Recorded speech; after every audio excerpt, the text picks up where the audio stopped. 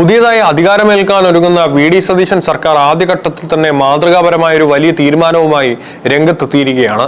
സതീശൻ മന്ത്രിസഭയിലെ പുതിയ മന്ത്രിമാർക്കായി പുതിയ ഔദ്യോഗിക വാഹനങ്ങൾ വാങ്ങുന്നില്ല എന്നാണ് നിലവിൽ പുറത്തുവരുന്ന ഏറ്റവും പുതിയ റിപ്പോർട്ടുകൾ. ഭരണമാറ്റത്തിനൊപ്പം കോടികൾ ചിലവഴിച്ച് പുതിയ VIP വണ്ടികൾ വാങ്ങുന്ന പതിവ് രീതിക്ക് ഇത്തവണ വലിയൊരു ബ്രേക്കാണ് വീണിരിക്കുന്നത്. പഴയ മന്ത്രിമാർ ഉപയോഗിച്ചിരുന്ന കാറുകൾ തന്നെയായിരിക്കും പുതിയ മന്ത്രിമാരും ഉപയോഗിക്കുക.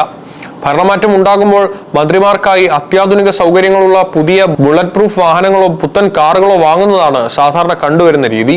എന്നാൽ നിലവിലത്തെ കടുത്ത സാമ്പത്തിക പ്രതിസന്ധികൾ കണക്കിലെടുത്ത് ഖജനാവിൽ നിന്ന് ഒരു രൂപ പോലും അധിക ബാധ്യത വരുത്തരുതെന്ന കർശന നിലപാടിലാണ് പുതിയ മുഖ്യമന്ത്രി വി.ഡി. സതീശൻ. വി.ഡി. സതീശൻ മുഖ്യമന്ത്രി എന്ന നിലയിൽ ഉപയോഗിക്കാൻ പോകുന്നത് മുൻമന്ത്രി V.N. വാസവൻ ഉപയോഗിച്ചിരുന്ന ഔദ്യോഗിക കാറാണ്. ടൂറിസം ഡിപ്പാർട്ട്മെന്റിന്റെ പക്കലുള്ള മന്ത്രിമാരുടെ വാഹനങ്ങളിൽ ഏറ്റവും കുറവ് ദൂരം ഓടിയ കാർ എന്ന നിലയ്ക്കാണ് ഈ വാഹനം മുഖ്യമന്ത്രിക്കായി തിരഞ്ഞെടുത്തത്. കഴിഞ്ഞ രണ്ടാം പിണറായി സർക്കാരിന്റെ കാലത്ത് ഏറ്റവും അവസാനമായി വാങ്ങിയ കാറാണ് V.N. വാസവന്റേത്. അതിനാൽ തന്നെ മികച്ച കണ്ടീഷനിലുള്ള ഈ വണ്ടി പുതിയ മുഖ്യമന്ത്രിയുടെ ഔദ്യോഗിക ആവശ്യങ്ങൾക്കായി മാറ്റിവെക്കുകയായിരുന്നു.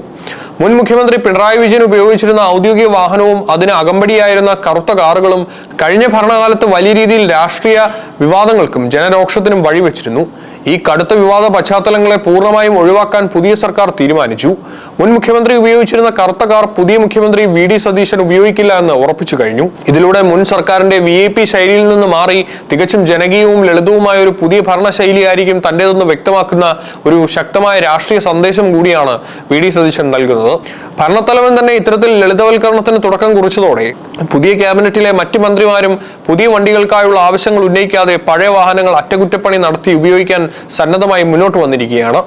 മുഖ്യമന്ത്രി വി.ഡി. സതീശൻ സ്വന്തം വാഹനത്തിന്റെ കാര്യത്തിൽ മാതൃക കാണിച്ചതിന് പിന്നാലെ ക്യാബിനറ്റിലെ മറ്റു മന്ത്രിമാരും ഇതേ ലളിതവൽക്കരണ പാത തന്നെയാണ് പിന്തുടരുന്നത്. ഭരണമാറ്റം ഉണ്ടാകുമ്പോൾ കോടികൾ ചെലവഴിച്ച് പുതിയ VIP വണ്ടികൾ വാങ്ങുന്ന പതിവ് രീതിക്ക് പൂർണ്ണമായും ബ്രേക്ക് വീണിരിക്കുകയാണ്.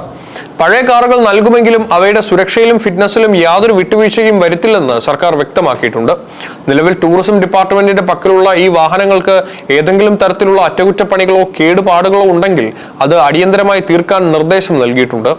മെക്കാനിക്കൽ തകരാറുകൾ പരിഹരിച്ച് കൃത്യമായ ഫിറ്റ്നസ് പരിശോധന പൂർത്തിയാക്കിയ ശേഷം മാത്രമേ ഈ വാഹനങ്ങൾ പുതിയ മന്ത്രിമാർക്ക് കൈമാറുകയുള്ളൂ.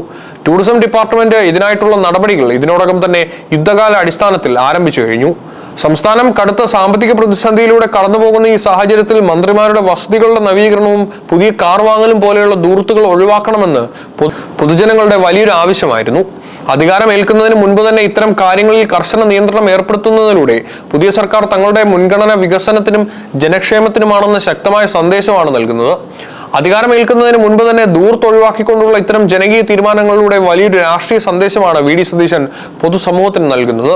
സാമ്പത്തിക പ്രതിസന്ധികൾക്കിടയിൽ ഖജനാവിന് ഭാരമാകാതെ ഈ ലളിതവൽക്കരണ നയത്തെ പൊതുജനങ്ങളും വലിയ രീതിയിലാണ് സ്വാഗതം ചെയ്തിരിക്കുന്നത്. തിങ്കളാഴ്ച നടക്കുന്ന സത്യപ്രതിജ്ഞയ്ക്ക് ശേഷം പുതിയ മന്ത്രിമാരുടെ ആദ്യ ക്യാബിനറ്റ് തീരുമാനങ്ങൾക്കായി നമുക്ക് കാത്തിരിക്കാം.